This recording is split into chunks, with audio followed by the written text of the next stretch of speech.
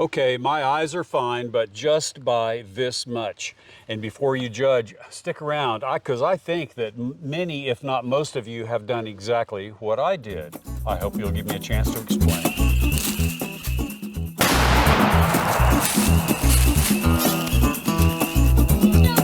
Hi, George here, and welcome to Tales from Target Suite, where I'll share my perspective on guns and shooting, and we'll have an adventure or two, hopefully a safe one, that will make even a grown man smile.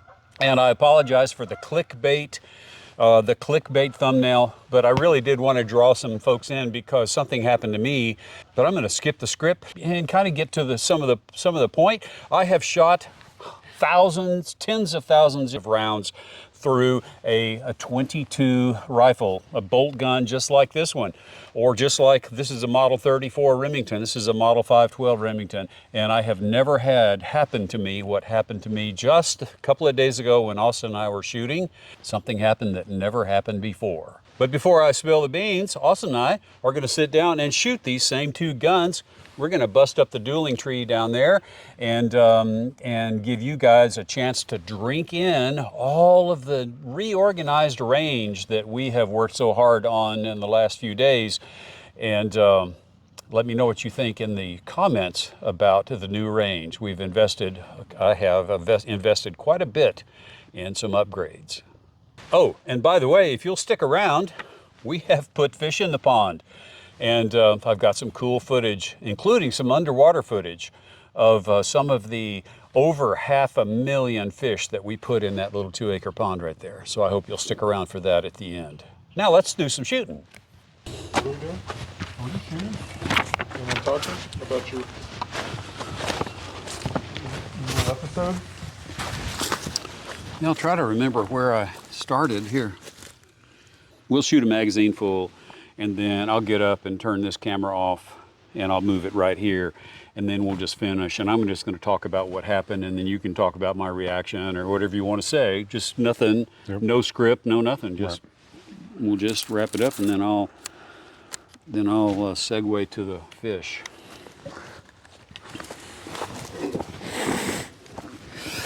All right, dueling tree. Dueling tree.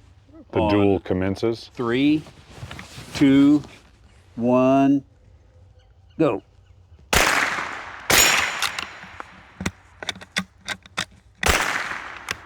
Okay. I get to rain my shells on you while I'm going to shoot at that steel target right there. see where you're hitting. Okay. All right.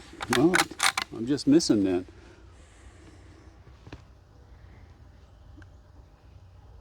I don't know what we do about the stalled target.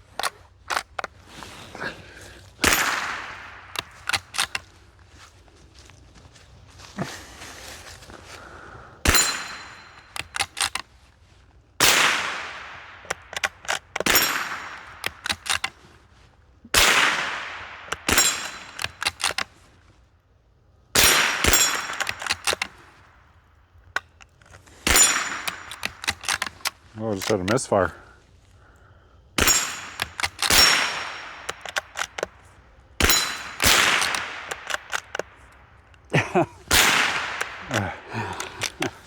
I'm out. I have one left. I'm out. I think I have one left, so that means I need two paddles with one. All right.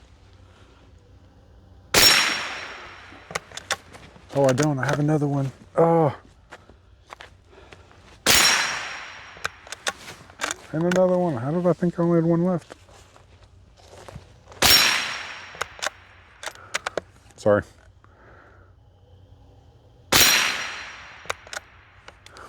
Don't ever be sorry about shooting. Sorry. I had to recover. I don't know if you saw what I did, but it was like a sliver. All I could see was the fading perspective of the paddle as it was right behind the deal, and I hit it just enough to push it over. Well, that's a ton of fun, and we weren't shooting at the dueling tree because it was in the house the other day when we started, but it was late in the afternoon and we had been working hard, and we had these same 2 boxes of ammo, and just sat down and had some casual fun. And something happened that never happened before in my entire life, and I had a case head separation on a 22 rimfire. In fact, I've got the case right here, and I'll show you a close-up right there. But I was shooting this vintage Remington Model 34. Austin was shooting the 512, and the hot gases from this diminutive 22 rimfire came back and peppered me from the eyebrow, top of the eyebrow to top of my forehead, and stung pretty good. And wasn't wearing my safety glasses. And you know, that's not right. I should have been wearing safety glasses. And if you accuse me of don't do as I do, but do as I say, then you'd be right in a sense. But I have shot 100,000 rounds of 22 before I ever became safety conscious, before the world became safety conscious about such things, and I have never had a case head separation. But I wanted to share with you guys that experience because it reaffirmed that we should always wear safety glasses. Don't be nonchalant about firearms. Yeah, don't be nonchalant. And even when you're comfortable and something as simple as a single shot bolt action 22 and regular ammo, and then you have a case head separation. Who'd have thunk it?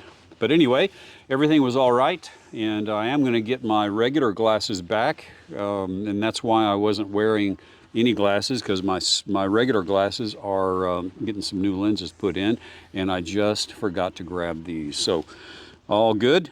I hope you enjoyed watching us doing a little bit of shooting, but we did have an adventure yesterday, and we got over 500,000 fish put into the pond. Let's walk over there and take a look. Austin did some really good GoPro footage of all of that. And you can see right there, there's the big truck with all those tanks. It had fathead minnows, 110 pounds. We calculated that to be about 525,000 fathead minnows and 1,500 brim. And we just couldn't get that big truck down, so we had to motor them down to the pond in 5-gallon buckets. And I think I made 5 or 6 trips. At least I made 2. Yeah, something like that. And Austin stuck the GoPro down in the water while I dumped a bucket with 50,000 or 100,000 fathead minnows in it and dumped it in the water. And you know, it's not National Geographic, but it looks pretty cool. So the forage fish are in, and we're waiting now for Florida bass, right? Yeah, June. And what's your timeline for catching 5-pound bass? 4 to 5 years.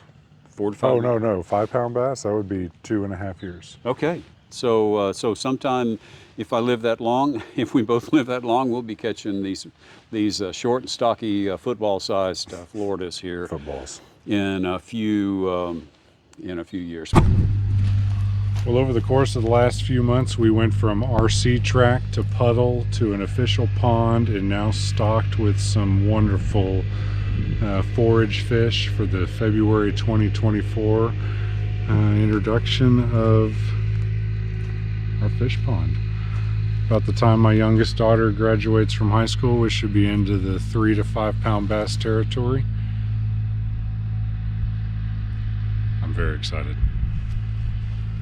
But thanks for watching, and what did you think about the range? Tell me what you think. We pulled up every T-post, every target, and started from scratch, and except for the bridge timber right there. And in the next video you see, we're going to start ringing that steel. So I hope you'll check back with me.